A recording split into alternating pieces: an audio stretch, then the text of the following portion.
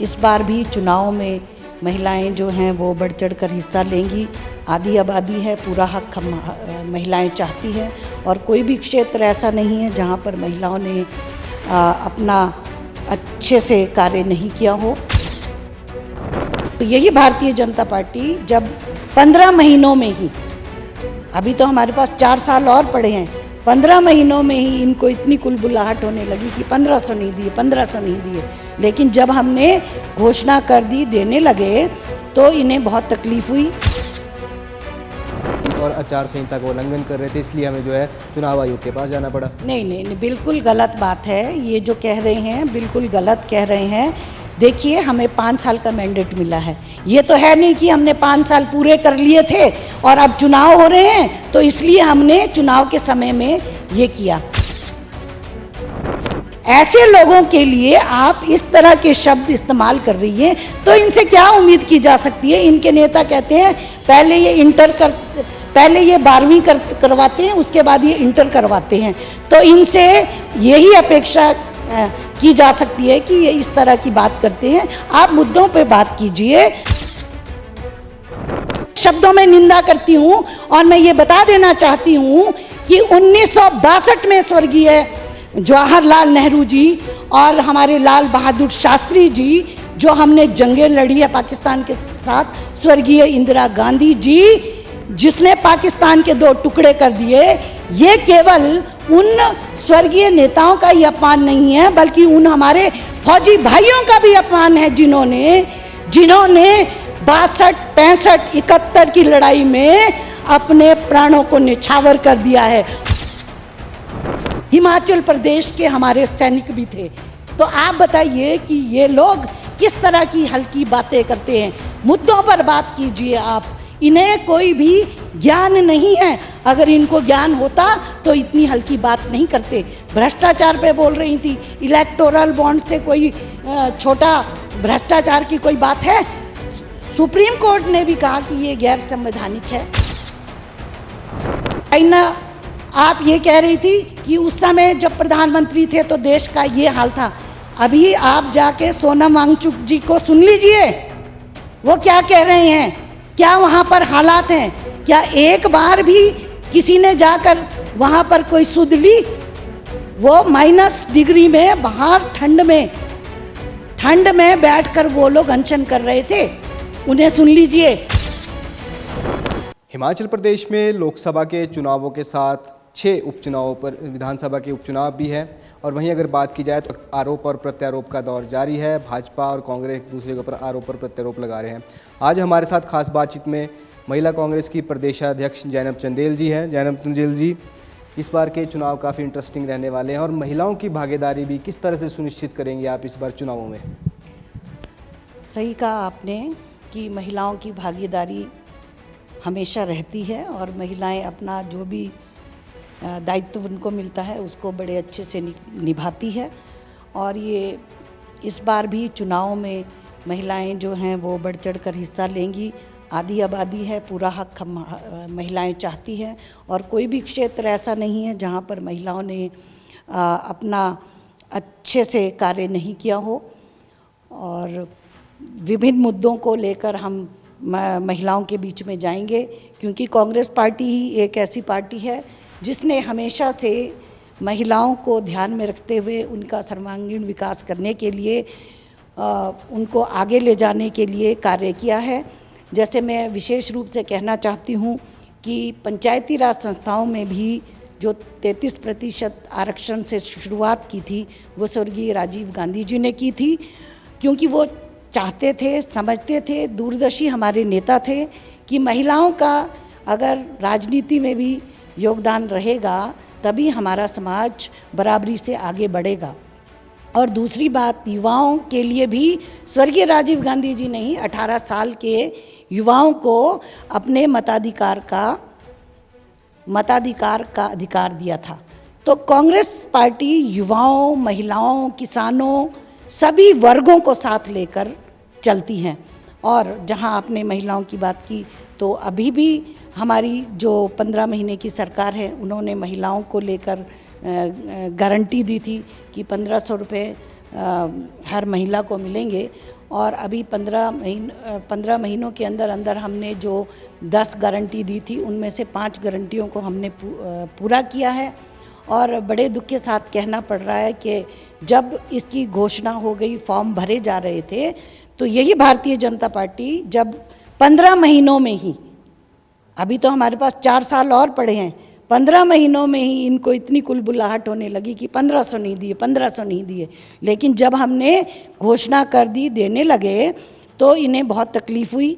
पूर्व जो मुख्यमंत्री भाजपा के जो नेता हैं वो मुख्य चुनाव आयुक्त के पास गए और उन्होंने इसे बंद कराने का काम किया। तो इससे स्पष्ट होता है कि ये चाहते ही नहीं हैं कि महिलाओं को 1500 रुपये मिले।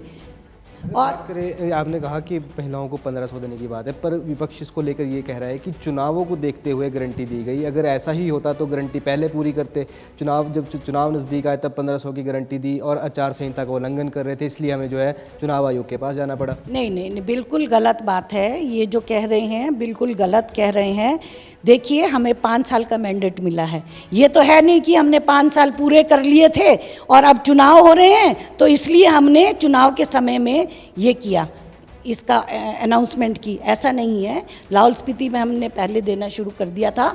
और अभी तो मैंने जैसा कहा कि भाई अभी तो 1 साल 4-5 महीने हो रहे हैं, तो अभी तो हमारे पास बाकी समय बचा है। और इन 15 महीनों में हमने अपनी 5 मांगे पूरी करी। बहनों को ध्यान में रख के तो किया कि पहली बार दूध, क्योंकि हमारा ग्रामीण क्षेत्र है, बहुत सारी महिलाएं गाय पालती हैं और उनको दूध पे 6 रुपये आज तक का सबसे ज़्यादा जो बढ़ोतरी की गई है वो महिलाओं को ध्यान में रखते हुए तो की है, ताकि महिलाओं का सर्वांगीण विकास हो। तो ये जो भाजपा आरोप लगाती है ना, खुद तो इन्होंने कुछ किया नहीं। आप देखिए, केंद्र में इनकी सरकार थी, हिमाचल में इनकी सरकार, डबल इंजन की सरकार थी, लेकिन डबल इंजन की सरकार ने क्यों नहीं किया? हमने इन्हें मना तो नहीं किया था ना कि आप मत करो। जब कांग्रेस ने ये काम किए तो इन्हें तकलीफ हो गई। भाई, हम कहते हैं जलो मत रीस करो। हमने जो जो वादे किए हमने उनको पूरा करने की कोशिश की है। अभी हमारे पास 3.5 साल है, तो उसमें हम बाकी के जो मांगे उनको भी पूरा करेंगे। अगर बात की जाए तो कांग्रेस ने अपने मैनिफेस्टो में 5 गारंटियां जो है महिलाओं के लिए दी है। आप किस तरह से महिलाओं तक उन गारंटियों को पहुंचाएंगे? बिल्कुल, उन गारंटियों को हम घर घर जाकर पहुंचाएंगे। दूसरा, मैं आपको ये भी बता देना चाहती हूँ कि अभी जो लोकसभा के इलेक्शन हो रहे हैं, इसमें हमारा जो मैनिफेस्टो केंद्र ने अभी हमारे जो शीर्षस्थ नेताओं ने उसको जारी किया, उसमें ना केवल महिलाओं को बल्कि महिला, युवा, मजदूर, किसान, सभी वर्ग को ध्यान में rखते हुए वो मैनिफेस्टो जारी किया है। उसमें हर वर्ग के लिए 5-5 न्याय लेकर कांग्रेस पार्टी आई है। अगर कांग्रेस सत्ता में आएगी तो उनका सबसे बड़ा वादा है कि हम MSP किसानों को देंगे। आप खुद एक महिला हैं, और अगर बात की जाए तो भाजपा ने एक महिला नेत्री को प्रत्याशी बनाया है। लगातार उनकी तरफ से जो है वार हो रहे हैं एक यहाँ कांग्रेस के नेता के ऊपर। कैसे देखते हैं आप उनको कि ये उनके बयान किस तरह से देखते हैं? क्या लगता है सही आज व्यक्तिगत राजनीति हो रही है, मुद्दों से भटक के राजनीति हो रही है, मुद्दों की राजनीति हो रही है? देखिए, मैं ये कहना चाहती हूँ, आपने देखा होगा कि जब उन्हें यहाँ से प्रत्याशी घोषित किया तो हमारे किसी भी नेता ने या आपने स्वयं, हमने भी कहा कि अच्छी बात है, वो हर पार्टी का अपना एक निर्णय होता है, किसी को भी उम्मीदवार बनाए। लेकिन पहली बार आप उम्मीदवार बनकर आ रहे हो और उन लोगों पर जो 6 बार मुख्यमंत्री रहे हैं, केंद्र में कई बार मंत्री रहे हैं, हिमाचल प्रदेश में जो 3 बार सांसद रही हैं, और हिमाचल प्रदेश के जो हमारे माननीय PWD मंत्री हैं, 2 बार हमारे वो विधायक रहे हैं। जनता ने उन्हें चुनकर भेजा है, उनके लिए निम्न स्तर की बात करना बहुत ही गलत है। जो बिशप कॉटन स्कूल से पढ़े हैं, सेंट स्टीफन जैसे कॉलेज से राहुल गांधी जी और हमारे विक्रमादित्य सिंह जी पढ़े हैं, और बाहर हार्वर्ड यूनिवर्सिटी में जाके राहुल जी पढ़े हैं। ऐसे लोगों के लिए आप इस तरह के शब्द इस्तेमाल कर रही हैं, तो इनसे क्या उम्मीद की जा सकती है? इनके नेता कहते हैं पहले ये 12वीं करवाते हैं, उसके बाद ये इंटर करवाते हैं। तो इनसे यही अपेक्षा की जा सकती है कि ये इस तरह की बात करते हैं। आप मुद्दों पे बात कीजिए। और जैसे उन्होंने एक बात कही, मैं उनका सुन रही थी कि वो ये कह रही थी कि पहले जब प्रधानमंत्री होते थे वो दिल्ली में बैठते थे तो वो कहते थे कि अगर हिमाचल में कोई काम करना है तो भाई उनका ये कहना था, तो वो कुछ नहीं करते थे। और सबसे दुर्भाग्य की बात तो है, उन्होंने जो एक शब्द कहा, मैं उसकी कड़ी आलोचना करती हूँ कि उन नेताओं ने कभी भी सड़कें इसलिए नहीं बनाई हिमाचल में कि ताकि चीन वहाँ से यहाँ ना आ जाए। इस तरह की जो उन्होंने बात करी है, मैं इसकी कड़े शब्दों में निंदा करती हूँ। और मैं ये बता देना चाहती हूँ कि 1962 में स्वर्गीय जवाहरलाल नेहरू जी और हमारे लाल बहादुर शास्त्री जी, जो हमने जंगें लड़ी है पाकिस्तान के साथ, स्वर्गीय इंदिरा गांधी जी जिसने पाकिस्तान के 2 टुकड़े कर दिए, ये केवल उन स्वर्गीय नेताओं का ही अपमान नहीं है, बल्कि उन हमारे फौजी भाइयों का भी अपमान है जिन्होंने 62, 65, 71 की लड़ाई में अपने प्राणों को निछावर कर दिया है। और उसमें हिमाचल प्रदेश के हमारे सैनिक भी थे। तो आप बताइए कि ये लोग किस तरह की हल्की बातें करते हैं? मुद्दों पर बात कीजिए आप। इन्हें कोई भी ज्ञान नहीं है। अगर इनको ज्ञान होता तो इतनी हल्की बात नहीं करते। भ्रष्टाचार पे बोल रही थी, इलेक्टोरल बॉन्ड से कोई छोटा भ्रष्टाचार की कोई बात है? सुप्रीम कोर्ट ने भी कहा कि ये गैर संवैधानिक है, कहा ना, गैर कानूनी है। सुप्रीम कोर्ट से तो कोई बड़ा नहीं है। और मैं उन्हें बता देना चाहती हूँ, जो ये ऐसी बातें वो कर रही हैं, कि आप जो वित्त मंत्री हैं सीतारमण जी, उनके पति क्या कह रहे हैं तो उनको सुन लो। उन्होंने कहा ये केवल भारतवर्ष का ही स्कैम नहीं है इलेक्टोरल बॉन्ड, ये पूरे विश्व का सबसे बड़ा स्कैम है। और दूसरी बात, चाइना, आप ये कह रही थी कि उस समय जब प्रधानमंत्री थे तो देश का ये हाल था। अभी आप जाके सोनम वांगचुक जी को सुन लीजिए, वो क्या कह रहे हैं, क्या वहाँ पर हालात हैं। क्या एक बार भी किसी ने जाकर वहाँ पर कोई सुध ली? वो -डिग्री में बाहर ठंड में बैठकर वो लोग अनशन कर रहे थे। उन्हें सुन लीजिए, वहाँ के चरवाहों को सुन लीजिए। तो इस तरह की बातें करना ये बहुत ही हल्की बात है। आप मुद्दे पर बात कीजिए। आप चुनाव लड़ने आए, हम स्वागत करते हैं। कह रही हैं कि चरित्र पर प्रहार हुआ, अगर चरित्र पर प्रहार होगा तो मैं बख्शूंगी नहीं। किसी ने किसी के चरित्र पर नहीं कहा।